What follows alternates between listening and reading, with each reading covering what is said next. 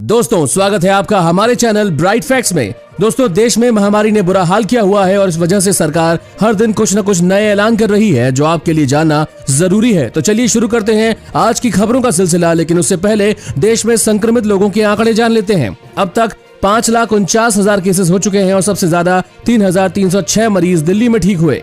अच्छी बात यह है कि भारत में हर 100 टेस्ट पर सिर्फ औसत 6 मरीज निकल रहे हैं। इसी के साथ आज देखेंगे 8 दिन बाद बेकार हो जाएगा आपका पैन कार्ड, बचना है तो करे ये काम। और अभी दोस्तों एक बहुत बड़ी खबर निकलकर सामने आई है। सरकार ने परमानेंटली बंद कर दिए हैं चीन के 59 ऐप्स, टिकटॉक भी है इनमें शामिल। और मन की बात में पीएम मोदी ने किया ये बड़ा ऐलान। साथ ही भारत में महामारी ने मचाया हाहाकार, 24 घंटे में 380 लोगों की मौत। आगे देखेंगे 1 जुलाई से बदलेंगे ये नियम, जरूर जानिए वरना झेलना पड़ेगा भारी नुकसान। साथ ही साथ बिना मास्क के घर से बाहर निकले तो पुलिस कर रही है ये हाल। हर खबर बेहद जरूरी है, इसलिए वीडियो को अंत तक जरूर देखें दोस्तों। लेकिन उससे पहले इस वीडियो को बनाने में मुझे बहुत मेहनत लगती है और इस मेहनत के लिए वीडियो को आप एक छोटा सा लाइक जरूर कर दें। चलते हैं फटाफट से आपको लेकर अपनी आज की पहली बड़ी खबर की तरफ। सरकार ने परमानेंटली बंद कर दिए हैं चीन के 59 ऐप्स, टिकटॉक भी है इनमें शामिल। दोस्तों सरकार ने लोकप्रिय चीनी ऐप टिकटॉक समेत 59 चीनी ऐप्स पर प्रतिबंध लगा दिया है। इसे इन चीनी ऐप से निजता की सुरक्षा का मामला माना जा रहा है। टिकटॉक के अलावा जिन अन्य लोकप्रिय ऐप को बैन का सामना करना पड़ रहा है उनमें SHAREit, Helo, UC Browser, Likee और वीचैट समेत कुल 59 ऐप शामिल हैं। सरकार की ओर से जारी आदेश के अनुसार सरकार ने उन 59 मोबाइल ऐप पर बैन लगा दिया जो भारत की संप्रभुता और अखंडता, भारत की रक्षा, राज्य की सुरक्षा और सार्वजनिक व्यवस्था के लिए पूर्वाग्रहपूर्ण थे। दोस्तों अगर आप मोदी सरकार के टिकटॉक जैसी ऐप को बंद करने पर खुश हैं तो इस वीडियो को अभी एक लाइक करें, क्योंकि हम तो बहुत खुश हैं। और साथ ही इस चैनल को नीचे दिए लाल बटन को दबाकर सब्सक्राइब जरूर करें और साथ ही बेल आइकन को प्रेस करना ना भूलें। धन्यवाद। 8 दिन बाद बेकार हो जाएगा आपका पैन कार्ड। दोस्तों पैन कार्ड को आधार से लिंक कराने की तारीख नजदीक आ रही है और अगर आपने अभी तक इसे लिंक नहीं किया है तो जरूर कर लें, क्योंकि यह आखिरी मौका है। इसके बाद पैन आधार को लिंक कराने की तारीख आगे नहीं बढ़ेगी। 30 जून तक पैन आधार लिंक कराना अनिवार्य है, इसलिए 30 जून आने का इंतजार ना करें, इससे पहले ही लिंकिंग प्रोसेस को पूरा कर लें। 30 जून तक लिंक नहीं कराने पर पैन कार्ड को रद्द माना जाएगा और ये बेकार हो जाएगा। नियम के मुताबिक लिंक नहीं कराने पर इनकम टैक्स एक्ट की धारा 139 AA के तहत आपको पैन इनवैलिड हो जाएगा और फिर आप इससे जुड़ी सुविधाओं का लाभ नहीं उठा पाएंगे। चलते हैं अगली खबर की तरफ। दोस्तों मन की बात में पीएम मोदी ने किया ये बड़ा ऐलान, देशवासियों को कही ये बातें। प्रधानमंत्री नरेंद्र मोदी ने 28 जून को एक बार फिर देशवासियों को संबोधित किया। उन्होंने मन की बात में बताया कि कुछ आपदाओं के बीच हमारे पड़ोसी देश जो हमारे साथ कर रहे हैं उनके लिए हमारे देश उन बड़ी चुनौतियों से लड़ रहा है। आपको बता दें कि प्रधानमंत्री नरेंद्र मोदी रेडियो के जरिए पूरे देश को भारत चीन के विवाद को लेकर संबोधित कर रहे थे। प्रधानमंत्री नरेंद्र मोदी ने रविवार को रेडियो कार्यक्रम मन की बात में महामारी, लद्दाख समेत कई मुद्दों पर बात की। उनका ये रेडियो प्रोग्राम सुबह 11 बजे से शुरू हुआ था। दोस्तों इस चैनल पर हम आपको देश और दुनिया भर की सबसे बड़ी खबरें सबसे पहले बताते हैं, तो आपको भी दुनिया भर की खबर सबसे पहले चाहिए तो चैनल को बिना भूले नीचे दिए लाल बटन को दबाकर सब्सक्राइब जरूर कर दें और बेल आइकन भी प्रेस कर दें। अब जानिए भारत में महामारी ने मचाया हाहाकार, 24 घंटे में 380 लोगों की मौत। जैसे जैसे देश में चीनी बीमारी की टेस्टिंग बढ़ रही है वैसे वैसे मरीजों की रिकॉर्ड संख्या सामने आ रही है। स्वास्थ्य मंत्रालय के आंकड़े के अनुसार देश में अब तक मरीजों की संख्या 5,49,318 पहुंच गई है और इस जानलेवा वायरस से 16,475 लोगों की जान जा चुकी है। फिलहाल 2,10,120 केस एक्टिव हैं, वहीं 3,21,723 मरीज ठीक हो चुके हैं। इस लिस्ट पर नजर डालें तो आप देख सकते हैं कि कहां महामारी संक्रमितों के क्या आंकड़े हैं।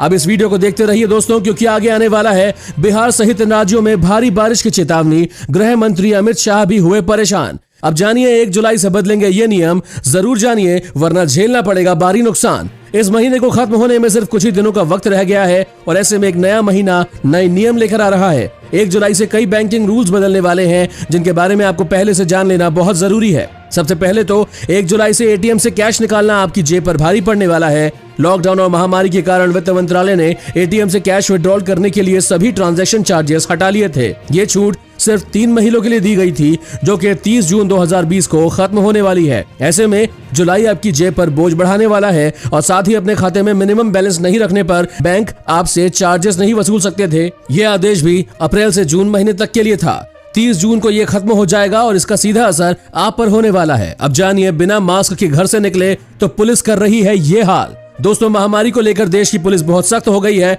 कोई भी इंसान जो मास्क के बिना घूम रहा है उसे अब पुलिस वाले अच्छा सबक सिखा रहे हैं। इस वीडियो को देखिए दोस्तों, इसमें तरह तरह के दृश्य दिखाई देंगे जहां पुलिस वाले बिना मास्क घूमते हुए लोगों को उठक बैठक कराते या लेक्चर देते दिखाई पड़ रहे हैं। महामारी में केंद्र सरकार ने मास्क पहनना अनिवार्य कर दिया है और ऐसे में यदि आप बिना मास्क के घर से निकलने की सोच रहे हैं तो एक बार याद रखिएगा कि पुलिस वाले आपसे इस हरकत के लिए चालान तो वसूलेंगे ही, साथ ही आपकी बेइज्जती अलग होने वाली है। दोस्तों, आपका इस बारे में क्या कहना है? पुलिस का ऐसा बर्ताव करना सही है या नहीं, हमें जरूर बताएं।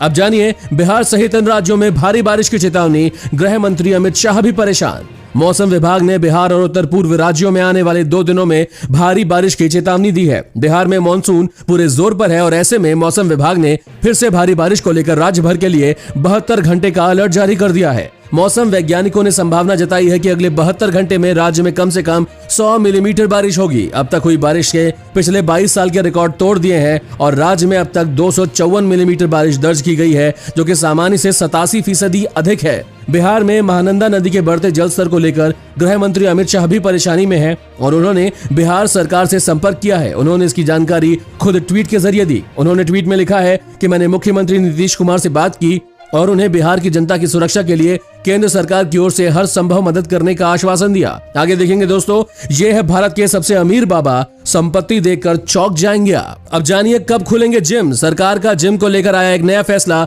दोस्तों, जब से लॉकडाउन खत्म हुआ है, लोगों के मन में एक ही सवाल है कि जिम कब से खुलेंगे। अनलॉक फेज 1 में सरकार ने कई तरह की छूट लोगों को दी, लेकिन जिम जाने की छूट इसमें शामिल नहीं थी। वहीं लॉकडाउन में घर बैठे खा पीकर लोगों का जो पेट बाहर निकल आया है, उसे अंदर करने के लिए लोग जिम जाने को तैयार हैं। लेकिन आखिर जिम खुलेंगे कब से? तो दोस्तों, सरकार के मुताबिक जिम चीनी बीमारी के संक्रमण का हॉटस्पॉट बन सकता है, क्योंकि जिम में एक ही उपकरण का इस्तेमाल बहुत सारे लोग करते हैं और जिम करने के बाद आया हुआ पसीना भी चीनी बीमारी के संक्रमण को न्योता दे सकता है। ऐसे में सरकार जिम को खोलने का प्लान जल्द ही नहीं करेगी और जब तक चीनी बीमारी का वैक्सीनेशन भारत में नहीं आ जाता, तब तक जिम खोलने की कोई उम्मीद भी नहीं है। अब जानिए, भारत को मिला इस देश का साथ, एक साथ मिलकर चीनी बीमारी को हराएंगे। दोस्तों, विश्व के 2 प्रभावशाली और ताकतवर देश भारत और जर्मनी ने महामारी की चुनौती से निपटने में आपसी सहयोग को और ज्यादा बढ़ाने का संकल्प लिया है। भारत के विदेश सचिव हर्षवर्धन श्रृंगला और उनके जर्मन समकक्ष मिगुअल बर्जर ने दोनों देशों के अलग अलग क्षेत्रों में द्विपक्षीय सहयोग बढ़ाने को लेकर डिजिटल माध्यम से बातचीत की और भारत सरकार के विदेश मंत्रालय के मुताबिक दोनों देशों ने परस्पर हित के क्षेत्रीय तथा वैश्विक मुद्दों पर विस्तार से बातचीत की। विदेश मंत्रालय के मुताबिक दोनों पक्षों ने महामारी की चुनौती से निपटने के लिए एक दूसरे से मिलकर व्यापक सहयोग का जायजा लिया, जिसमें दवाओं, उपकरणों और प्रौद्योगिकी की आपूर्ति शामिल है। अब जानिए, यह है भारत का सबसे अमीर बाबा, संपत्ति देखकर चौंक जाएंगे आप। दोस्तों, हमारे देश में सिर्फ बिजनेसमैन ही नहीं बल्कि यहाँ के बाबा भी किसी अमीरों से कम नहीं है। ऐसे ही 5 बाबाओं की लिस्ट हम आपको दिखाने जा रहे हैं, जिनकी संपत्ति देखकर आपके होश उड़ जाएंगे। 5वें नंबर पर आते हैं आशाराम बापू। ये देश के अमीर बाबाओं में गिने जाते हैं। हालांकि अब वो रेप केस के चलते कारावास की सजा काट रहे हैं। आशाराम के पास विदेश में कुल 650 आश्रम हैं और इसके अलावा वो 17,000 बाल संस्कार केंद्र के मालिक हैं। उनकी कुल संपत्ति करीब 10,000 करोड़ रुपए है। चौथे स्थान पर हैं श्री श्री रविशंकर। श्री श्री रविशंकर की विदेश भर में चर्चाएं हैं। 151 देशों में इनके आर्ट ऑफ लिविंग की शाखाएं हैं। इसके अलावा इनके फार्मेसी और स्वास्थ्य केंद्र भी हैं, जिससे उन्हें मोटी कमाई होती है। सूत्रों के मुताबिक श्री श्री रविशंकर की कुल संपत्ति करीब 1,000 करोड़ रुपए है। तीसरे हैं सत्य साई बाबा। सत्य साई बाबा के शिष्यों में सचिन तेंदुलकर सहित कई बड़ी हस्तियां शामिल हैं। गौरतलब है कि जब बाबा जी की मृत्यु हुई तो उनके कमरे से 98 किलो सोना, 11 करोड़ 56 लाख रुपए की नकदी और 307 किलो चांदी बरामद हुई थी। एक आकलन के मुताबिक सत्य साई बाबा की संपत्ति 40,000 करोड़ है। दूसरे नंबर पर हैं बाबा रामदेव। योग गुरु के नाम से देश भर में मशहूर बाबा रामदेव के पास कमाई के कई साधन हैं। Divya pharmacy, Patanjali Ayurveda limited, Patanjali food and herbal park limited, Patanjali विश्वविद्यालय उनकी आय के बड़े स्रोत हैं। बाबा रामदेव की कुल संपत्ति तकरीबन 43,000 करोड़ रुपए है और पहले स्थान पर है महर्षि महेश योगी। 80 के दशक में महर्षि महेश योगी न केवल इंडिया बल्कि दुनिया भर में मशहूर थे और विदेशों में इनकी लोकप्रियता इंडिया से कहीं ज्यादा थी। महर्षि महेश योगी भारत के सबसे अमीर बाबा हैं और इनकी संपत्ति चौंकाने वाली है। इनकी कुल संपत्ति करीब 60,000 करोड़ रुपए थी। अब चलते हैं दोस्तों, जानते हैं भारत का मॉनसून टिड्डियों के लिए राहत, अंडे देना किए शुरू। जानिए, टिड्डियों का खतरा अभी टला नहीं है दोस्तों। जल्द ही मानसून की हवाओं के साथ टिड्डियों की संख्या भी बढ़ सकती है। बीकानेर में टिड्डियों ने अंडे देने भी शुरू कर दिए हैं और ऐसे में अगर इन्हें कंट्रोल नहीं किया जाता तो टिड्डियों की संख्या काफी ज्यादा बढ़ सकती है। एक ताजा चेतावनी के अनुसार टिड्डियों के कुछ अडल्ट ग्रुप इस समय राजस्थान के पश्चिमी जयपुर में मौजूद हैं और इसके अलावा पश्चिम उत्तर प्रदेश में भी ये बढ़ रहा है। मध्य प्रदेश और उत्तर प्रदेश के कुछ हिस्सों में भी टिड्डियों के झुंड मौजूद हैं। आगे देखिए, 100 दिन बाद खुले हेयर सलून के ताले, इन नियमों के बिना नहीं कटा सकते बाल। इससे पहले जानिए, इस दिन से शुरू होने वाली है मेट्रो, हो जाइए तैयार। दोस्तों, Delhi metro railway corporation metro सेवाओं को जल्द से जल्द फिर शुरू करने के लिए मानक परिचालन प्रक्रियाओं की एक सूची पर काम कर रहा है। खबरों के मुताबिक दिल्ली पुलिस और केंद्रीय औद्योगिक सुरक्षा बल के अधिकारी राष्ट्रीय राजधानी में ट्रेन सेवाओं को फिर से खोलने की योजना बनाने में दिल्ली मेट्रो की सहायता कर रहे हैं। दिल्ली में मेट्रो सेवाएं 22 मार्च से बंद है, जब प्रधानमंत्री नरेंद्र मोदी ने राष्ट्रव्यापी जनता कर्फ्यू लगाया था, और हाल ही में राष्ट्रीय राजधानी में सभी प्रकार के परिवहन को फिर से खोल दिया गया है, लेकिन मेट्रो सेवाएं अभी भी बंद है। ऐसा माना जा रहा है कि दिल्ली सरकार 1 जुलाई से दिल्ली मेट्रो का संचालन शुरू करना चाहती है। दरअसल लॉकडाउन खत्म होने के बाद दिल्ली सरकार राजधानी दिल्ली में किसी भी सेवा पर रोक लगाने के पक्ष में अब नहीं है। अधिकारियों के अनुसार डीएमआरसी स्टेशन के गेट पर यात्रियों के प्रवेश को प्रतिबंधित करने और अलग प्रवेश और निकासी द्वार को तैयार करने और गंतव्य के आधार पर कतार बनाए रखने पर विचार किया जा रहा है। अब जानिए, मुंबई में 5 लाख प्रवासी मजदूर आए, कह रहे हैं अब डर नहीं। मुंबई में गांव गए मजदूरों का वापस आना शुरू हो गया है। महाराष्ट्र में धीरे धीरे रोजगार के अवसर प्राप्त हो रहे हैं और औद्योगिक कारखाने और मेट्रो का काम शुरू होने सहित रोजगार की तलाश में फिर प्रवासी मजदूर मुंबई लौटने लगे हैं। और रेलवे से प्राप्त आंकड़ों पर गौर करें तो महामारी के भय से गांव पहुंचे 5.5 लाख मजदूर और व्यापारी वापस मुंबई लौट आए हैं। लॉकडाउन के कारण पूरे महाराष्ट्र से 844 ट्रेनों से जून के पहले सप्ताह तक कुल 18 लाख श्रमिकों ने पलायन किया था और लगभग 10 लाख लोग मुंबई से बंद के कारण अपने गांव लौट गए। इनमें से 7 लाख लोगों ने ट्रेन से और लगभग 2 लाख ने अन्य परिवहन और अन्य तरीकों से यात्रा की। अब मुंबई आने वाली 11 ट्रेनों के लिए उपलब्ध कराए गए आंकड़ों में से इस महीने 26 जून तक यात्रियों की संख्या 100% है। साथ ही जानिए, 100 दिन बाद खुले सलून के ताले, इन नियमों के बिना नहीं कटा सकते हैं बाल। महामारी को नियंत्रण में करने के लिए लागू लॉकडाउन की वजह से करीब 100 दिन से महाराष्ट्र में बंद पड़े सैलूनों के दरवाजे आज खुल गए हैं। महाराष्ट्र सरकार ने कुछ दिशा निर्देशों के साथ आज से सभी हेयर सैलून को खोलने की मंजूरी दे दी है और सैलूनों में काम करने वाले कर्मी और ग्राहक दोनों के लिए मास्क पहनना और सैनिटाइजर का इस्तेमाल करना आवश्यक कर दिया गया है। एक तौलिए का इस्तेमाल दूसरे ग्राहक के लिए किया जाना भी मना है। साथ ही हर सर्विस के बाद कुर्सियों को सैनिटाइज करना भी अनिवार्य कर दिया गया है। कस्टमर को एक रजिस्टर में अपना मोबाइल नंबर, पता और यदि जरूरी हुआ तो अपना आधार कार्ड नंबर भी लिखना होगा। कस्टमर को अब दुकान पर बैठना नहीं दिया जाएगा, उसे सलून वाले से अपॉइंटमेंट लेना होगा। और अब लोगों को बाल कटवाने के लिए पैसे भी पहले से 2-3 गुना ज्यादा देने पड़ेंगे। बारी है पेट्रोल डीजलों की कीमतों में फिर से आई तेजी, जानिए क्या है भाव। दोस्तों, डीजल और पेट्रोल की कीमतों में बढ़ोतरी जारी है। हालांकि इस महीने लगातार 21 दिनों तक पेट्रोल ईंधन की कीमतों में बढ़ोतरी के बाद कल यानी रविवार को इसकी कीमतों में कोई बढ़ोतरी नहीं हुई थी, लेकिन आज फिर दोनों ईंधनों की कीमतों में बढ़ोतरी हुई है और इस दिन यहाँ डीजल 13 पैसे महंगा हुआ तो वहीं पेट्रोल की कीमत में 5 पैसे का इजाफा हुआ। दिल्ली में पेट्रोल की कीमत 80 रुपए और 30 पैसे से 5 पैसा बढ़कर 80 रुपए 43 पैसे पर चली गई है, तो डीजल भी 13 पैसे की छलांग के साथ 80 रुपए 53 पैसे पर चला गया है। यहाँ कल ही डीजल की कीमत 80 रुपए 40 पैसा थी और पिछले कुछ दिनों से दिल्ली देश का पहला राज्य बन गया है जहाँ पेट्रोल से महंगा डीजल है। आगे देखेंगे दोस्तों, चीन दे रहा है भारत को धमकी, बॉर्डर पर कुछ भी किया तो बताएंगे। उससे पहले जानिए, अमेजॉन इंडिया देगी 20,000 नौकरियां, घर से होगा काम, ऐसे करे आवेदन। दोस्तों, अमेजॉन इंडिया ने आज घोषणा की है कि दुनिया भर में अपने उपभोक्ताओं को शॉपिंग का शानदार अनुभव देने के लिए कंपनी 20,000 नए लोगों को नौकरी देने की घोषणा कर दी है। कंपनी की तरफ से हैदराबाद, पुणे, कोयम्बटूर, नोएडा, कोलकाता, जयपुर, चंडीगढ़, मैंगलोर, इंदौर, भोपाल और लखनऊ में रोजगार के अवसर उपलब्ध कराए गए हैं। ज्यादातर नौकरियां अमेजॉन के वर्चुअल कस्टमर केयर प्रोग्राम का हिस्सा है, जो वर्क फ्रॉम होम के लिए विकल्प पेश करता है। इन पदों पर नियुक्ति के लिए जरूरी है कि उम्मीदवार कम से कम 12वीं कक्षा पास हो। वे लोग जो इस सीजनल नौकरियों के लिए आवेदन करना चाहते हैं वे seasonalhiringindia@amazon.com पर ईमेल भेज सकते हैं। अब जानिए, अमेरिकी राष्ट्रपति पद के उम्मीदवार ने दिया भारत विरोधी बयान, देखिए क्या कहा। एक तरफ जहां अमेरिकी विदेश मंत्री ने चीन से भारत के बचाव के लिए सेना खड़ी करने की बात कही है, वहीं अमेरिका में राष्ट्रपति पद के लिए डेमोक्रेटिक पार्टी के उम्मीदवार बने जो बाइडेन ने कश्मीर, नागरिकता संशोधन कानून और राष्ट्रीय नागरिकता रजिस्टर को लेकर भारत के खिलाफ बयान भी डाला है। मोबाइल फोन पर चाहिए कहा कि बिना भूले हमारे चैनल को नीचे दिए लाल बटन को दबाकर हक दिलाने के लिए कदम उठाए और साथ ही घंटे के बटन को दबाकर ओके पर क्लिक करना ना भूलें। एनआरसी को भी गलत बताया।